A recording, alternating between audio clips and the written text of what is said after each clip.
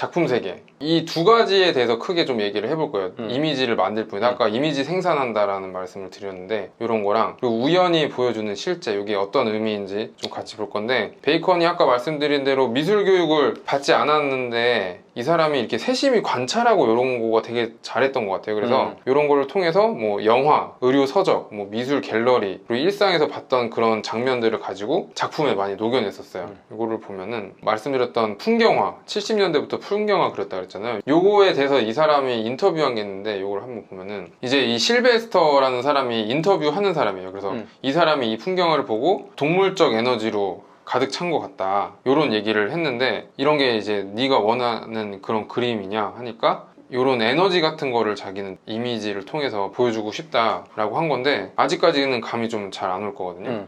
좀 더 보면은 이거 좀 어렵다. 어렵네요. 어렵다. 해석해 주셔야 될 것 같은데? 그쵸? 나는 정말로 나 자신을 이미지를 만드는 사람이라고 생각합니다. 이미지가 물감의 아름다움보다 훨씬 더 중요합니다. 이게 무슨 말이냐면은 다음 장을 보면 조금 더 알 것 같아요. 그러니까 여러 가지 이미지를 보고서 작품을 한다 그랬잖아요. 그래서 이 왼쪽에 있는 페인팅이라는 작품을 보면은, 이 아까 포템킨이라는 영화 생각나시죠? 네. 거기서 있는 이 얼굴, 그리고 요거는 뭐냐면은 렘브란트의 그림이에요.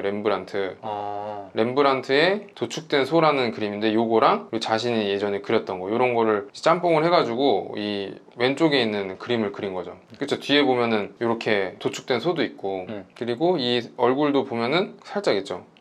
살짝인데 더 있는 작품들이 있어요. 보면은 그 전에 사진은 뭐냐면, 이 사람이 사진 같은 것도 많이 보고서 활용했다고 했잖아요. 우리 예전에 뒷장 할 때 나왔었거든요. 움직이는 말의 사진을 찍었던 사람인데, 이 사람의 사진들 중에 요런 게 있어요. 이 오른쪽에 이 사람이 사람이나 동물의 움직임 같은 거를 되게 관심 있게 보면서 사진을 찍었던 거거든요. 그래서 베이컨도 이 사람의 사진을 보면서 많은 영감을 받고 이런 움직임이나 동작에 대해서 작품에 많이 활용을 했었어요. 그래서 이 레슬링 하는 장면, 이거를 또 활용을 해가지고 야시시해 보이긴 하는데, 이런 그림을 또 그렸고, 그리고 좀 이상하죠 이거. 다리가 너무 비정상적인데? 이게 소아마비 어린이가 네 발로 걷는? 기는 장면을 찍은 사진을 이용을 해서 이렇게 또 작품에 넣은 거예요. 이런 식으로 이제 자기가 봤던 이 사진 같은 걸 활용해서 또 작품에 넣고, 그리고 이 사람이 고흐를 되게 좋아했거든요. 이거를 보면은 아까 말씀드렸던 이제 이미지를, 작품의 이 에너지라든지 어떻게 그런 거를 표현하는지 조금 더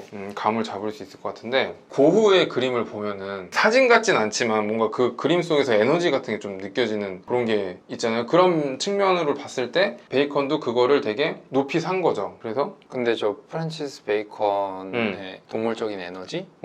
가 어떤 느낌인지 알겠는데 되게 좀 어두운 에너지인 것 같아요. 맞아요. 네. 좀 되게 암울하고 어둡고 약간 그런 에너지. 그래서 보는 사람으로 하여금 약간 좀 불길한 느낌이 조금 들게 하는. 맞아. 그런 게 있어요. 그런 게 좀 있는 것 같아요. 그거에 대해서 이 사람이 얘기한 게 있거든요. 자기가 어릴 때부터 여기저기 떠돌면서 다니고, 그리고 또 전쟁 시기고 이러다 보니까 어릴 때 살던 집 옆에 기병들이 훈련하고 군인들이 막 왔다 갔다 하고, 또 할머니 집 근처에서는 경찰들이 왔다 갔다 하고, 이런 식으로 그 집 주변의 환경이 그랬대요. 그렇죠. 그런 거에 대해서 또 영향을 받았다라고 본인이 한 얘기들도 있거든요. 그런 것들이 자기 작품에 좀 나오는 것 같다, 이런 식으로 인터뷰를 했었거든요. 그래서 말씀하신 대로 암울하고 이런 게 어릴 때의 경험이 좀 영향을 미쳤던 것 같고, 그 다음에 이것만 봐도 이거 보면은 딱 그 얼굴, 그쵸? 여기 아까 완전 똑같죠?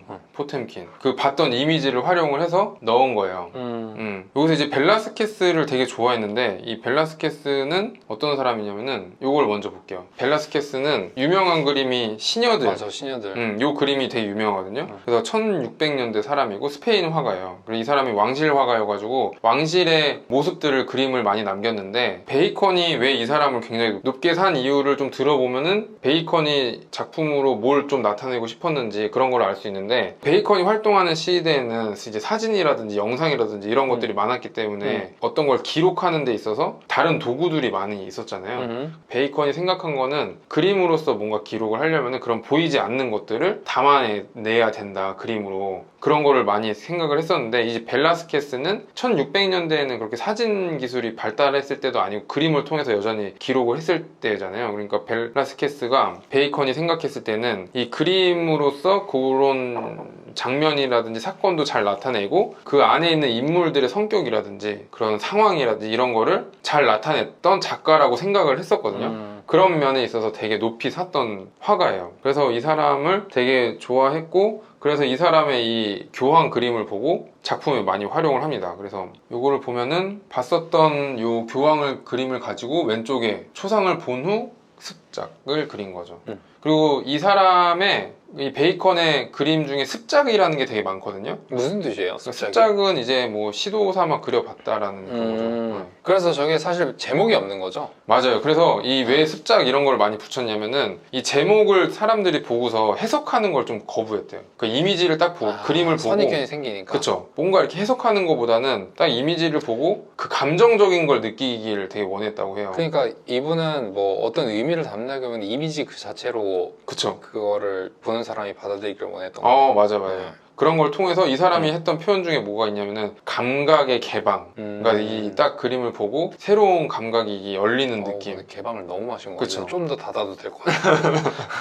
그런 거를 이제 느끼게 하고자 작품 활동을 했던 분이에요. 그래서 우리가 딱 봤을 때 뭐 끔찍하고 막 좀 이상하고 막 이런 그 감정적인 거는 이 사람이 원하는 거죠. 어떻게 보면은. 그렇고 여기서 이제 보면은 요 얼굴도 아까 포템킨이라는 영화의 그 장면과 굉장히 비슷하지만 여기서 오른쪽에 있는 니콜라 푸생의 영화 학살이잖아요. 그래서 그 자기 애를 죽이는 이 칼 들고 있는 사람을 말리는 여성의 이 얼굴이 절규를 잘 나타내는 그림이다라고 생각을 했었대요. 그래서 이 그림도 작품을 하는데 영향을 좀 미쳤다라고 해서 가져온 거고, 그리고 요거는 보면 입이 굉장히 도드라져 있잖아요.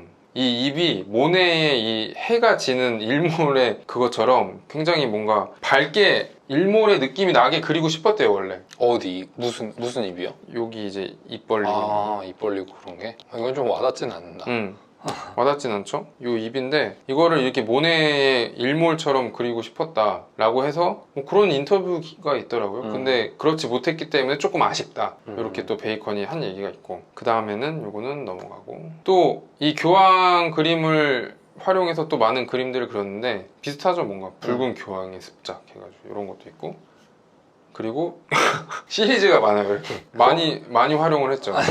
이 정도면 초상권 침해 아니에요? 근데 이건 좀 귀엽지 않아요? 의자! 이것도 귀여운데. 이것도 귀엽죠. 이것도 이렇게 있고, 이런 다양한 벨라스케스를 얼마나 좋아했었는지. 아니 제가 보기엔 교황을 좋아했어요. 이 교황의 그림을 굉장히 좋아했던 거죠. 그 다음에 요 우리 케이지라고 써놓은 건 뭐냐면은 이 사람의 작품에 보면은 요 뒤에 이런 네모 박스 같은 것들이 많아요. 그죠? 이 네모 박스 그리고 앞선 그림들도 보면은 네모 박스들이 많거든요. 이런 거를 왜 해놓냐면은 이 뭐 공간 프레임이라 그래서 베이컨이 40년대 후반부터 작가 생활이 끝날 때까지 이런 네모난 거를 작품에 많이 넣었는데, 이렇게 하면서 사람들이 그림을 봤을 때 좀 더 잘 보이고 집중할 수 있게 하기 위해서 이런 거를 넣었대요. 그래서 베이컨 그림 보실 때 이런 네모난 거 보면은 약간 그런 거 때문에 넣었나 보다 하고 이렇게 생각하시면 될 것 같고, 여기 보면은 또 재밌는 게 있네. 여기 보면은 아까 배틀십 포템킨 그 영화에서? 네. 여기 얼굴 또 있죠. 여기 또 있고, 거기서 나오는 간호사였나 보죠? 간호사.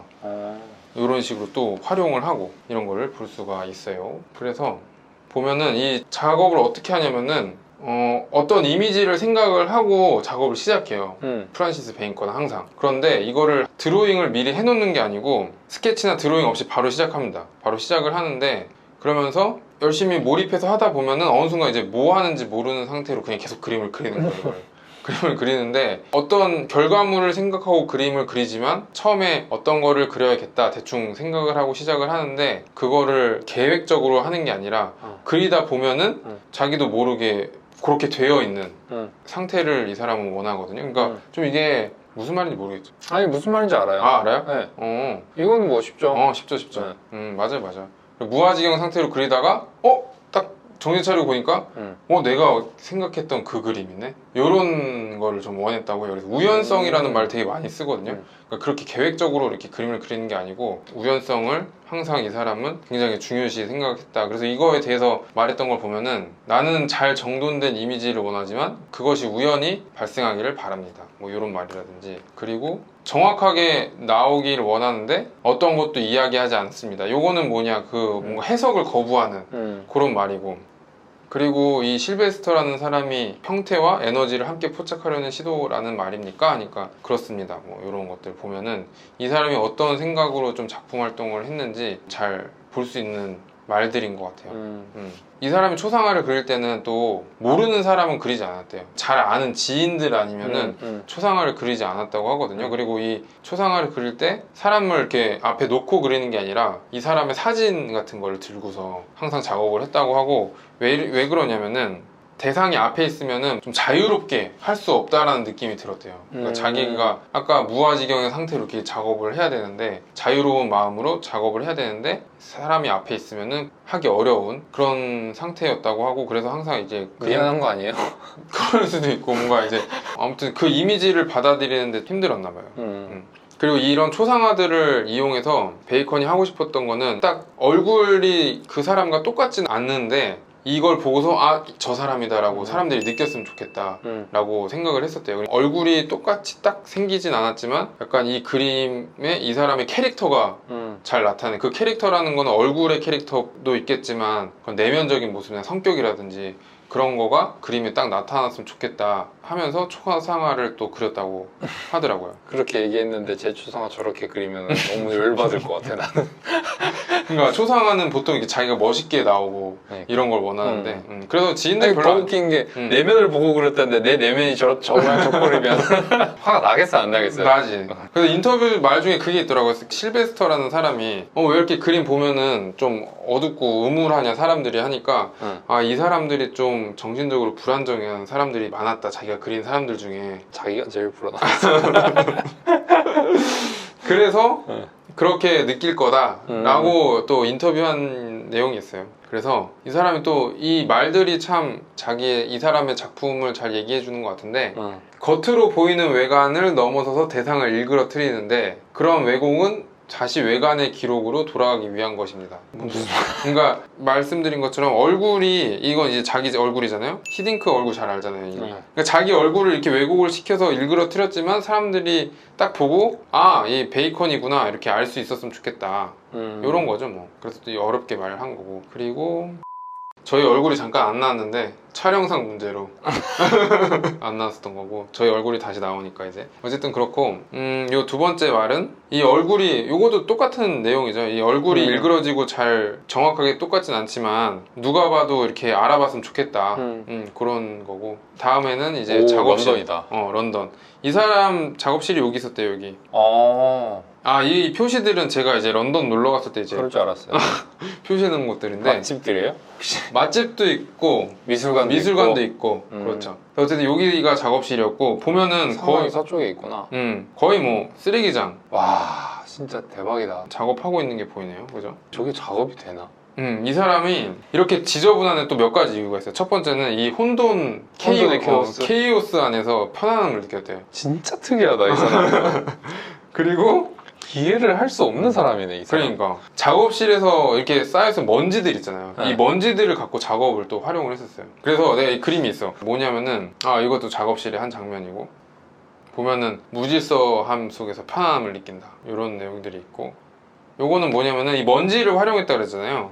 여기 있는 남자 이 양복 있잖아요. 양복? 네. 요게 양복이 있는데 이게 플란넬 양복이래요. 플란넬 소재 아시죠? 약간 이렇게 약간 털 비슷하게 생기는 거. 플란넬 소재를 잘 나타내, 그 털의 보슬보슬함을 나타내기 위해서 먼지를 썼다라는 거고, 이 모래 언덕 작품에서도 모래 하면 약간 그 까슬까슬함 같은 거 있잖아요. 그래서 모래를 썼는데 이걸 어떻게 쓰냐면은 이 물감이 다 마르기 전에 먼지를 묻혀가지고 다 마르면은 그거를 이제 파스텔 문지르듯이 이렇게 문지르는 거예요. 그래서 이런 식으로 표현을 했다라고 하고, 이 먼지 활용보다는 아무래도 이 혼돈함 속에서 편안함을 느낀 게 가장 큰 이유가 아닐까, 이렇게 좀 지저분한 데를 쓴 거는 이렇게 생각이 들고, 그 다음에 이거 굉장히 또 중요한 건데, 이거 되게 유명하잖아요. 굉장히 유명하죠. 책형이라는 게 뭐예요? 책형이 뭐냐면은 십자가 형벌 있죠. 네. 그거를 책형이라 그러더라고요. 십자가 메고 이렇게 막 가는 거 있잖아요. 매달려 있고 그거를 형벌의 이름이에요? 형벌 이름, 예. 형벌 이름이 책형이더라고요. 그래서 이거는 이제 베이컨이라는 사람의 이름, 그 화가의 이름을 제대로 이제 각인시켰던 작품이거든요. 베이컨이 그 피카소의 이 작품 있잖아요. 네. 이 작품을 보고 모티브를 얻어서 한 작품이고, 이렇게 베이컨이 십자가 책형을 그리는 이유는 이 사람이 뭐 기독교인이 아니에요. 종교적인 이유는 전혀 없어요. 다만 이 사람이 생각했을 때 십자가 책형이라는 주제가 인간의 감각과 행위의 특정 영역을 되게 잘 표현하는데 좋은 주제라고 생각을 했대요. 그럴 수 있죠. 그게 뭔지는 잘 모르겠는데 어쨌든 본인이 생각했을 때 요걸로서만 이렇게 표현할 수 있는 인간의 뭔가가 있었나 봐요. 그래서 그림을 그렸고, 이 그림에 대해서 사람들이 많은 해석들을 붙이고 이러려고 하니까 그냥 이거 그냥 그렇게 해석 붙일 정도의 뭐 아니다, 아무것도 아니다, 이런 식으로 좀 얘기를 많이 했다고 하고, 이 그림이 영향을 미친 영화가 있어요. 에일리언. 어떻게 알았지? 몇 번 말했어요. 제 맨 오른쪽 거. 그 체스트버스터. 체스트버스터. 그래서 이미지를 가져왔죠. 그 실제 영화 이미지는 너무 징그러워가지고 레고 같은 거 좀 덜 징그러운 거로 가져왔어요. 요 보면은 닮았죠? 닮았어요. 이 대가리가 진짜. 대가리가 엄청 닮았어. 이게 이제 그 에일리언 가슴에서 나오는 거잖아요. 사람 가슴에서. 사람 가슴에서? 사람 영화를 안 봐가지고. 그래요? 사람 가슴에 퓨슝 나와요. 그리고 또 잡아먹어요? 그래서 이제 나와서 에어리언 성체가 되죠.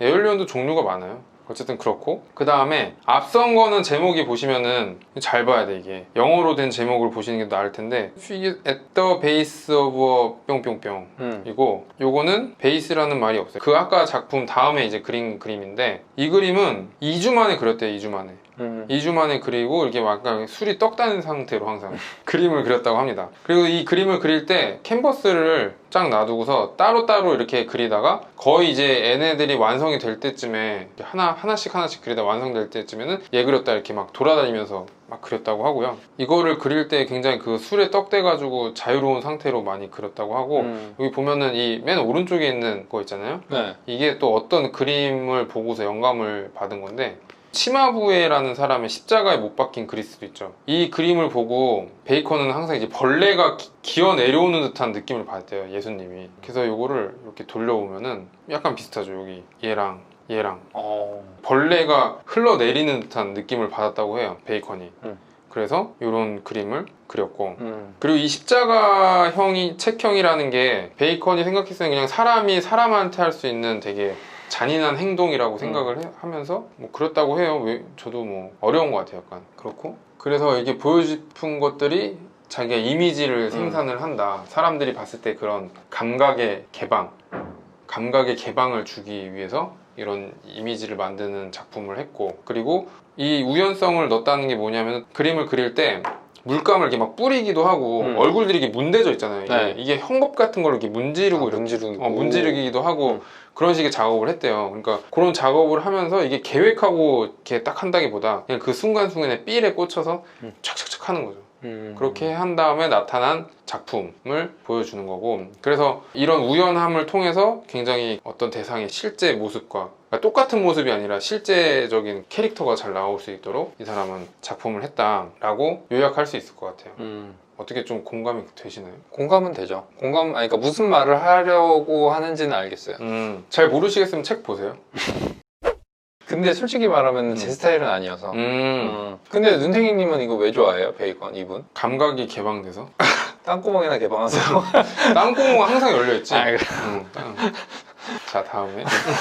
근데 베이컨이 되게 많은 예술가들한테 영향을 많이 미쳤어요. 그 중에 하나가 이제 조커. 다크나이트 영화 보면은 히스레저가 조커 연기하잖아요. 그때 크리스토퍼 놀란 감독이 베이컨의 그림을 보고 참고해라, 그래서 요런 이렇게 보면 좀 비슷하잖아요, 뭔가 느낌이. 네. 오른쪽이 되게 비슷해. 저 입모양 쩝쩝거리면서 조커 다니잖아요. 그때 저 입모양 저거 되게 비슷한 것 같아요. 오른쪽이. 이 그림이랑 우리가 다크나이트 속에 그걸 곰곰이 생각해보면은 약간 좀 그로테스크함이나 이렇게 그런 게 굉장히 닮은 것 같아요. 조커. 그 다음에 요거는 사실 공감이 많이 안 가서, 그 베베라는 알죠. 찹쌀떡 그거 아시죠? 네. 그게 또 지드래곤이 영감을 받았다고 해요, 프랜시스 베이컨에. 근데 그게 저는 왜인지 잘 솔직히 모르겠어요. 이게 좀 보면 근데 어떤 작품을 보면서 영감을 받았다는 건지 모르겠네. 그 어떤 작품인지는 저도 모르겠어요. 근데 이상하게 야하게 느껴지며 마음이 먹먹해졌다. 그래서 음악을 만들면서 이래저래 영감을 많이 받았다. 가사를 한번 제가 요거는 한번 가사를 따로 띄워놓을 테니까 보시는 분들 노래 한번 틀어주세요 여기서 시원하게. 저작권 아무튼 알겠습니다. 아무튼 그렇습니다. 그렇게 해서 프란시스 베이컨은 마무리가 됐는데 제가 어쨌든 프란시스 베이컨을 통해서 딱 요약을 하면은 마지막에 나왔지만 이 사람은 이미지를 생산을 하는 이미지 장인, 그거를 어떻게 사람이 봤을 때 뭔가 이렇게 해석한다기보다는 딱 보고서 그 감정적인 걸 느낄 수 있도록 했던 작가인 것 같아요. 이 사람이 또 약간의 여담이면 이 사람은 그 추상 표현주의 있잖아요. 우리 잭슨 폴록의 막 네. 그런 거를 별로 안 좋아했대요. 왜냐면은 그거는 생각하게 만드니까? 아니 생각하게 만든다기보다는 그냥 이 사람은 또 기록적인 면을 또 이 사람은 어떤 사람이나 대상을 기록하면서 그걸 캐릭터를 잘 나타낼 수 있도록 하는 게 이 사람의 모토였는데 추상 표현주의의 그림들을 보면은 그냥 어떻게 보면 무늬만 있고 맞아. 그러니까 직접적인 오브젝트가 없잖아요. 근데 이 사람은 그치. 오브젝트가 다 있어. 그치. 어. 맞아. 그 오브젝트를 좀 많이 망가뜨려서 그러지 오브젝트는 있어요. 맞아. 그게 이 사람과 이제 추상 표현주의의 굉장히 큰 차이점인데 이 사람은 추상 표현주의의 작품들을 별로 좋아하지 않았다. 그런 것만 보면은 이 사람의 그런 성격들을 잘 알 수 있는 것 같아요. 제가 이제 뭐 설명이 이번에 깔끔진 않았던 것 같은데 이 사람의 그런 인터뷰했었던 말들을 보면은 굉장히 하나로 통하는 그런 좀 게 있더라고요. 저는 개인적으로는 되게 공감하는 부분도 있고 공감하지 못하는 부분도 있는데 별로 제 스타일은 아닌 게, 공감하는 부분은 뭐냐면 이미지 자체를 그대로 받아들이는 거, 그거는 저는 되게 좋은 것 같아요. 저는 오히려 막 생각을 많이 하게 되고 그런 미술보다는 그냥 딱 봤을 때 그냥 직관적으로 그 이미지를 딱 받아들이고 싶어 하거든요, 저도.